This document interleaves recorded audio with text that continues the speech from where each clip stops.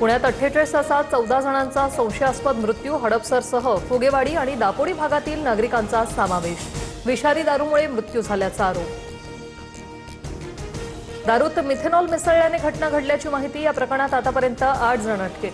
पोलिसांची 3 ठिकाणी कारवाई, फॉरेन्सिक टीमकडून विषारी दारूचे सॅम्पल।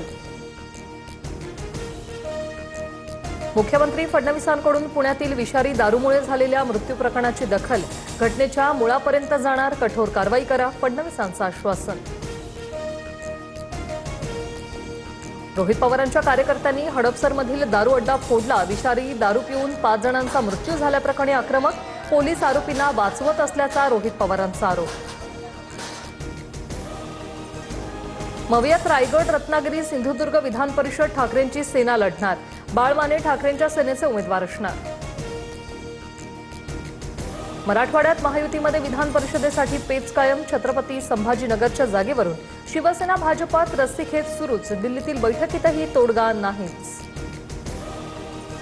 धाराशिव, बीड, लातूर विधान परिषदेसाठी राजकीय हालचाली नव्हे। भाजपनं बसवराज पाटील, दत्ता कुलकर्णी, अरविंद पाटील, निलंगेकर आणि ओमप्रकाश शेटे यांची नावं दिल्ली हायकमांडकडे पाठवली। 2 ते 3 दिवसात अंतिम नावं जाहीर होण्याची शक्यता। विशिष्ट व्यक्तीला अन्नधान्य पुरवठ्याचं टेंडर देण्यावरून पार्थ पवार आणि भुजबळांमध्ये खडाजंगी।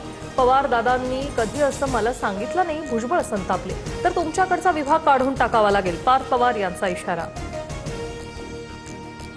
मी कुठल्याही शासकीय कामात हस्तक्षेप केलेला नाही। पार्थ पवारांनी टेंडरवरून दिलेल्या सूचनेसंदर्भाचं वृत्त फेटाळलं। तर काही गोष्टी समजुतीने करायच्या असतात, याचा अर्थ आमच्यात वाद आहे असा होत नाही, भुजबळांची स्पष्टोक्ती। मंत्री भ्रष्टाचार करतात म्हणून पार्थ पवारांनी माहिती मागितली असेल। भुजबळ धडाडीचे नेते, त्यांनी खरं काय ते सांगावं। टेंडरवरून झालेल्या वादाच्या चर्चेवर रोहित पवारांचं भाष्य। उद्यापासून उपोषण करण्यावर मनोज जरांगे ठाम। सरकारची भूमिका ऐकून घेणार, शिष्टमंडळाशी चर्चा करणार, जरांगेंची भूमिका।